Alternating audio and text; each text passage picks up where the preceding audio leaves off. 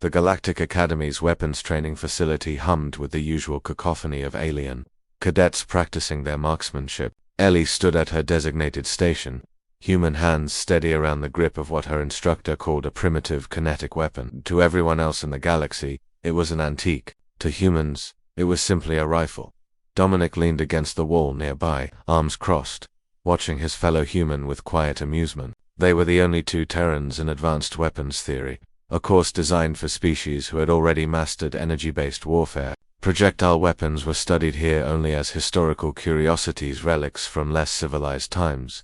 Again with the chemical propulsion, chittered Zekthor, a mantis-like Threskin whose compound eyes glimmered with barely concealed disdain. His own plasma caster lay elegantly across his thorax, all sleek curves and pulsing power cells. Your species still clings to throwing metal. I see. Ellie didn't respond. She'd learned that silence spoke louder than arguments in places like this. Her fingers made minute adjustments to the scope, breath steady, heartbeat controlled. The target hovered 200 meters downrange, standard distance for Academy qualifications.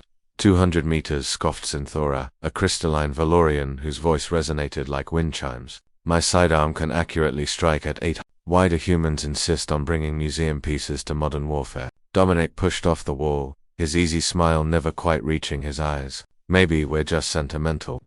The Rangemaster, a grizzled Korthon veteran named Instructor Velmuth, observed the exchange with 4 unblinking eyes. He'd fought in the border wars, had seen things that gave even seasoned warriors nightmares, but he'd never fought humans. Few had. Tara was new to the galactic community, their membership barely a decade old. Cadet Ellie Velmuth's gravelly voice cut through the chatter. Demonstrate your weapons capability.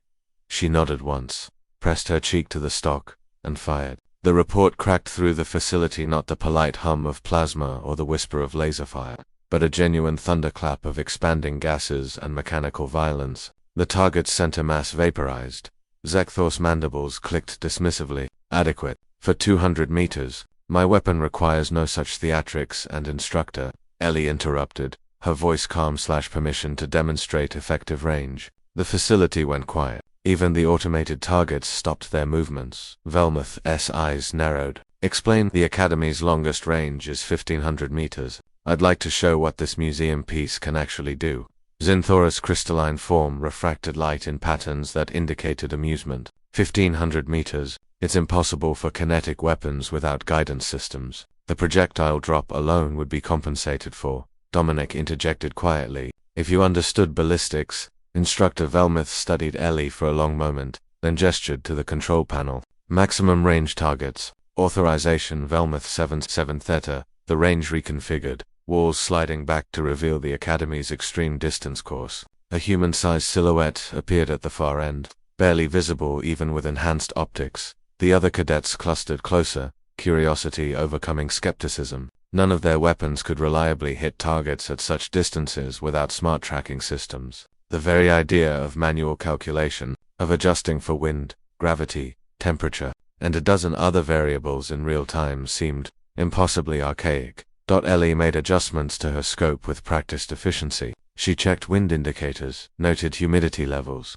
calculated the Coriolis effect with the kind of mental mathematics that made other species reach for computers. Dominic watched with professional appreciation. They'd grown up together in the Terran Defense Forces, had learned to shoot before they'd learned calculus, though shooting had taught them calculus in its own way.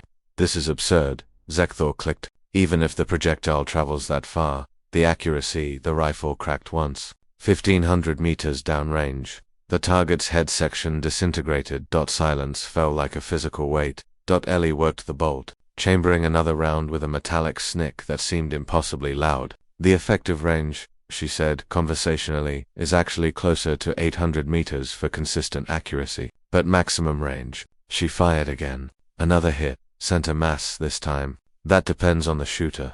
Velmuth moved closer, his combat experience warring with his theoretical understanding. The projectile velocity. How fast? This particular round. About 850 meters per second. Dominic supplied. Slower than your plasma bolts, granted. But it doesn't dissipate over distance like energy weapons do. No power cell to drain, no heat signature to track, just physics. But the calculations required. Zinthra began.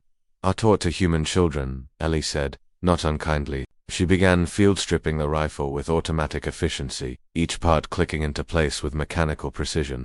Before we join the military, before we see combat, we learn wind, elevation, temperature, compensation. We learn to make the shot without computers because computers fail. Batteries die. Electronics get fried by EMP. But a rifle, she reassembled the weapon in seconds. A rifle just works. Zekthor's mandibles worked silently, his earlier confidence evaporating like morning dew. The other cadets exchanged glances, their various forms of communication buzzing with reassessment.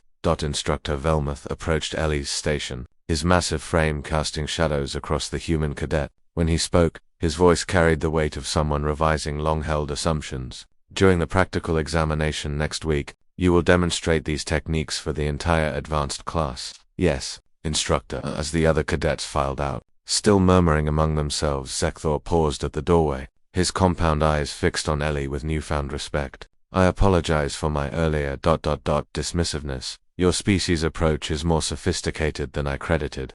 Ellie nodded acknowledgement, but it was Dominic who spoke, his voice carrying to every cadet within earshot. We appreciate that, but understand something this. He gestured to the rifle. This isn't sophisticated. This is fundamental. While you were developing energy weapons, we were perfecting the art of sending a piece of metal exactly where we wanted it, every single time, under any conditions imaginable. We did it in deserts and jungles, in mountains and swamps, in vacuum and underwater. We did it in storms and calm, in darkness and light.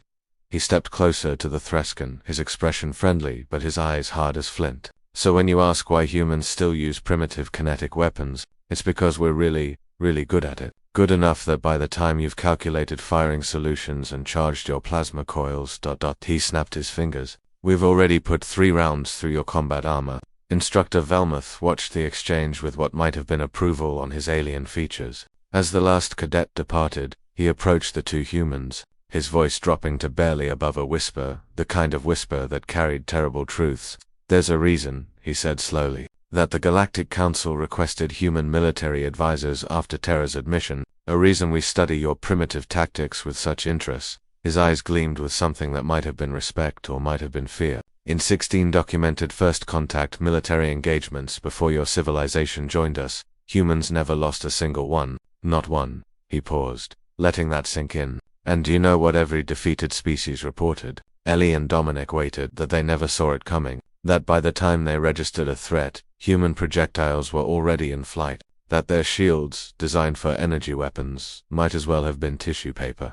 Velmuth's whisper grew even softer, almost reverent. One Valorian commander said that fighting humans was like being struck by the hand of an angry god. You didn't see it coming. You couldn't stop it, and by the time you realized you were under attack, it was already far too late. He straightened to his full height, military bearing reasserting itself. Next week, Cadet Ellie, you will show them why. Show them that humanity's greatest weapon isn't the rifle. He tapped his own skull. It's the mind that aims it, the discipline that steadies it, the will that pulls the trigger even when every instinct screams to run.